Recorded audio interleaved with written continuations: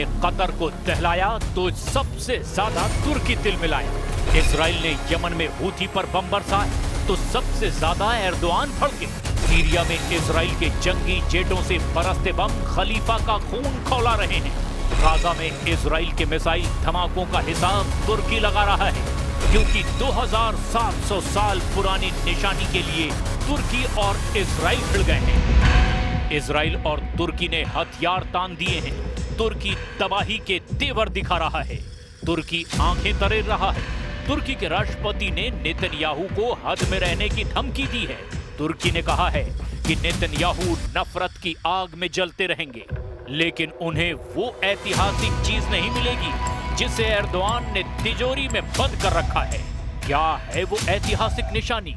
क्यों इजराइल तुर्की एक अभिलेख के लिए युद्ध पर उतारू हैं? तुर्की इजराइल की वॉर टेंशन का लेवल कहां तक पहुंच चुका है, ये सब जाने उससे पहले गाजा के वॉर जोन से आई बारूदी तस्वीरें देखिए।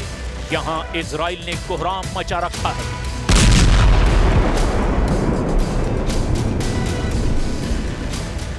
बम धमाके से भर-भरा कर ढहती बहुमंजिला इमारत।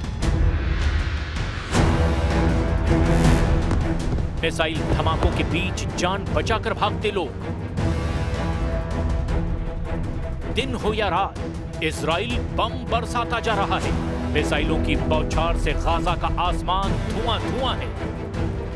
गाजा से अपना सामान समेटकर लोग भाग रहे हैं। भगदड़ के दृश्य दिल दहला देने वाले हैं। गाजा में अब भूख मिटाने के लिए भी बारूद फांकने को लोग मजबूर हो चुके हैं, मगर मौत का तांडव रुकने का नाम नहीं ले रहा। इजराइल की कोशिश हाई राइज इमारतों को जमींदोज करके उन सुरंगों तक पहुंचने की है जहां हमास लड़ाके अब भी डेरा जमाए बैठे हैं। बहुमंजिला इमारतों को इसीलिए भी इजराइल ढहा रहा है क्योंकि यहीं से स्नाइपर हमले थम नहीं रहे हैं। गाजा में इजराइल के जमीनी हमले शुरू होने के बाद से 90% लोग घर छोड़कर भाग चुके हैं।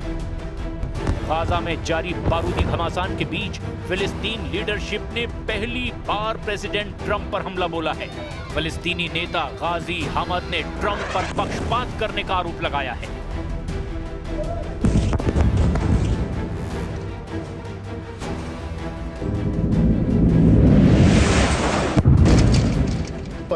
Can change the political map in Gaza Strip, because I think that we are looking for the freedom of our people and independence of our people, and I think that United States is working on this issue in order to give more protection and more shelter and more security for the occupation. They does not take care about the Palestinian interest. They does not take care about the national rights of the Palestinian people, and they are partner in the crimes, in practicing crimes against our people, and I think that they will fail to impose any solution on the Palestinian people.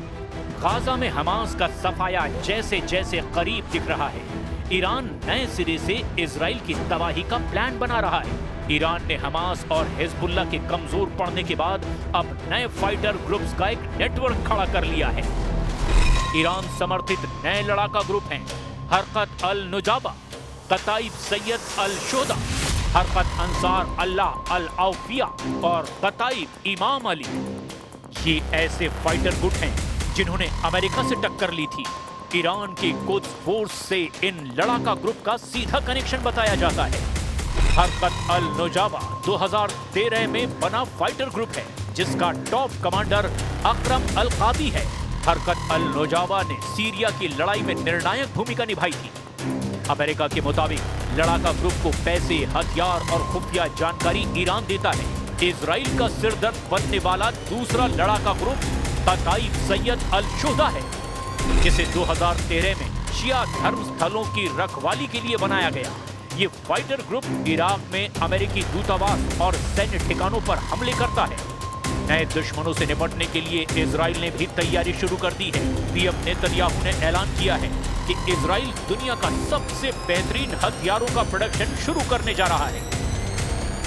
What we are going to do is to build an arms industry that will match the best arms industries in the world with one proviso, We want to produce first for ourselves on a much larger scale and with unimaginable innovation. वहीं Israel के रक्षा मंत्रालय ने अपने air defence system को लेकर अहम ऐलान किया है। मंत्रालय ने बताया कि इजराइल का laser iron beam defence system चालू हो गया है। आने वाले महीनों में इस हाईटेक सिस्टम की बैटरियों की तैनाती की जाएगी। ये इजराइल की एयर डिफेंस और लेजर रक्षा प्रणाली को अभेद्य बना देगा। खासकर हूथी लड़ाकों और ईरान के हमलों से ये इजराइल को बचाएगा। इजराइल का नया आयरन बीम ड्रोन के अलावा मिसाइलों, रॉकेटों और मोर्टारों को मार सकता है। इससे ये स्लो स्पीड से चलने वाले खतरे यानी कि केवल ड्रोन को मार गिराने की तुलना में कहीं ज्यादा शक्तिशाली हो जाता है। Iron beam M250 millimetre 50 kilowatt की बीम लॉन्च करता है। इसे बड़े ट्रकों पर लगाया जा सकता है। आयरन बीम 450 मिलीमीटर 100 किलोवाट की बीम लॉन्च करता है। आयरन डोम की तरह इसे भी वॉर जोन में ले जाया जा सकता है। इजराइल ने साफ किया कि आयरन बीम बैटरियों का उत्पादन और तैनाती बड़े पैमाने पर की जाएगी। इसे कुछ खास जगहों पर सीमित नहीं किया जाएगा। इजराइल ने ताकत की नुमाइश की है तो तुर्की भी पावर गेम में पीछे नहीं है। तुर्की खासकर जुलानी और नेतन्याहू के बीच बढ़ रही दोस्ती से टेंशन में है। सीरिया के राष्ट्रपति अल-शरा और कमांडर जुलानी ने इजराइल के साथ समझौते के फाइनल स्टेज तक पहुंचने की बात कही। अहमद अल-शरा ने कहा कि इजराइल के साथ चल रही बातचीत का नतीजा जल्द आ सकता है, जिससे इजराइल सीरिया में हवाई हमले बंद कर सकता है। समझौता हुआ तो सीरिया से इजराइल सैन्य कब्जा हटा सकता है। सीरिया इजराइल की नजदीकियां एर्दोआन को बर्दाश्त नहीं। एर्दोआन ने जिस कमांडर जुलानी को सीरिया के तख्त पर बिठाया है, उनके नेतन्याहू के पाले जाने से तगड़ा झटका महसूस कर रहे हैं। इसी वजह से एर्दोआन इजराइल से युद्ध के बहाने तलाश रहे हैं। एर्दोआन ने 2700 साल पुराने एक अभिलेख के लिए इजराइल को धमकाया है। तुर्की और इजराइल के बीच सिलोआम इंस्क्रिप्शन को लेकर के तनाव बढ़ता जा रहा है। ये ऐतिहासिक अभिलेख यरूशलेम के नीचे पानी के ट्यूब वाले सिस्टम से जुड़ा माना जाता है, जिसे राजा हिजकिय्याह के समय बनाया गया। यहूदी इतिहास का अहम अभिलेख तुर्की में है, जिसे 1990 से वापस लाने की कोशिश की जा रही है। नेतन्याहू ने दावा किया कि उन्होंने तुर्की के तत्कालीन प्रधानमंत्री मेसूद यिल्माज से अभिलेख के बदले ऑटोमन साम्राज्य की कलाकृतियां देने की पेशकश की थी, लेकिन तब एर्दोआन ने अड़ंगा लगा दिया था। एक बार फिर जब नेतन्याहू ने ऐतिहासिक अभिलेख की मांग की तो एर्दोआन युद्ध पर उतारू हो गए। एर्दोआन ने इजराइल को नफरत की आग में जलने देने की बात तक कह दी है। İsrail dürzileri bahane ederek haydutluk sahasını son 2 gündür komşumuz Suriye'ye taşıdı. Şunu bir kez daha açık ve net söylemek isterim. İsrail hukuk tanımaz, kural tanımaz, ilkesiz, şımarık, şımartılmış ve gözü dönmüş bir terör devletidir. Gelinen aşamada bölgemizin en büyük sorunu İsrail'in saldırganlığıdır.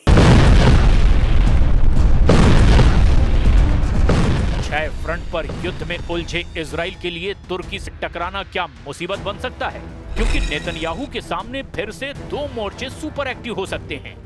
एक तरफ है Yemen और दूसरी तरफ है Iran.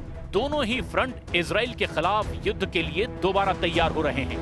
Yemen में हजारों लोग आए दिन सड़कों पर उतरकर युद्ध के लिए ललकार रहे हैं, तो वहीं दूसरी तरफ नेतन्याहू के लिए फिक्र वाली खबर ईरान से है, क्योंकि ईरान की सड़कों पर अब आर या पार का नारा लगाया जा रहा है।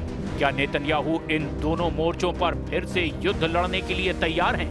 क्या ये डबल ट्रिगर इजराइल के लिए बहुत बड़ी मुसीबत बनने जा रहा है? वहीं तीसरा फ्रंट सीरिया भी बन सकता है, जहां जुलानी को रोकने के लिए इजराइल सीरिया की राजधानी दमिश्क पर बमबारी कर चुका है। तब दमिश्क में रक्षा मंत्रालय पर भी बम गिराए गए और इस वजह से जुलानी के कई खास अधिकारी भी मारे गए। अब इसी को देखते हुए एर्दोआन और इजराइल आमने सामने नजर आ रहे हैं। दमिश्क पर हुए हमलों के बाद ट्रंप भी सुपर एक्टिव हुए थे और उनके कहने पर ही नेतन्याहू ने बमबारी रोकी थी। लेकिन तब तक सीरिया का बहुत बड़ा नुकसान हो चुका था। तुर्की को भी एहसास हो गया कि ईरान और सीरिया के बाद अब इजराइल की नजर तुर्की पर हो सकती है। हाल ही में तुर्की के राष्ट्रपति एर्दोआन कह चुके हैं कि सीरिया को कमजोर करने वालों को बख्शा नहीं जाएगा। तुर्की के विदेश मंत्री हकन फिदान ने तो यहां तक कह दिया कि तुर्की हमला करने में भी देरी नहीं करेगा। यानी राष्ट्रपति और विदेश मंत्री अब पूरी तरह इजराइल को अपने टारगेट पर ले चुके हैं। इजराइल कई मोर्चों पर युद्ध लड़ रहा है या फिर युद्ध का खतरा लगातार मंडरा रहा है। गाजा में ग्राउंड ऑपरेशन के साथ साथ इजराइल दक्षिण लेबनान में भी एयर स्ट्राइक कर रहा है और यमन से भी आए दिन इजराइल पर मिसाइल अटैक होते रहते हैं। ईरान ने भी कह दिया है कि इस बार वो इजराइल को बख्शेगा नहीं और तेल अवीव से लेकर हाइफा को नक्शे से मिटा देगा। सवाल ऐसे में ये कि अगर इजराइल और ईरान का युद्ध फिर शुरू होता है तो क्या तुर्की भी उसमें शामिल हो जाएगा? और फिर क्या इजराइल के सामने होंगे दो फ्रंट? और इसे देखते हुए पश्चिम एशिया में अब ये महीना बहुत अहम माना जा रहा है और ऐसे में पूरी दुनिया की नजर अब गाजा पर टिकी है।